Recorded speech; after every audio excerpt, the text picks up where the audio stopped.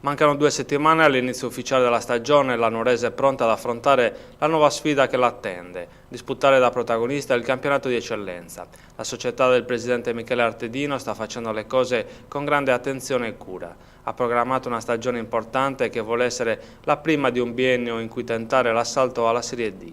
Un traguardo che però i verdiazzurri cercheranno di raggiungere già da quest'anno. Del resto, nonostante i giusti inviti alla prudenza e alla cautela, la società ha allestito una formazione altamente competitiva. Il tecnico Bernardo Mereu ha una squadra che ha un notevole potenziale di crescita e che già oggi dispone di un potenziale che ne fanno una delle favorite alla vittoria finale. Certo occorrerà fare i conti con la forza degli avversari che si stanno attrezzando, ma ora la Nuorese deve pensare innanzitutto a se stessa, a creare un gruppo solido in grado di sfruttare tutte le armi che ha a disposizione.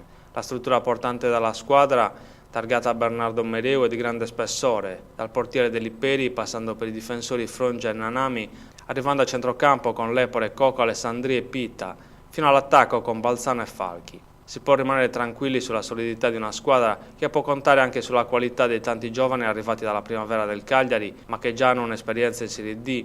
E poi ci sono i giovani nuoresi che hanno dominato il campionato di promozione. In definitiva la Nuorese ha tutti gli ingredienti per far bene e puntare alle posizioni di vertice. Anche per questo serve il supporto del pubblico. La società ha aperto la campagna abbonamenti nella speranza che gli sforzi fatti nel mercato estivo siano ripagati dalla risposta dei tifosi.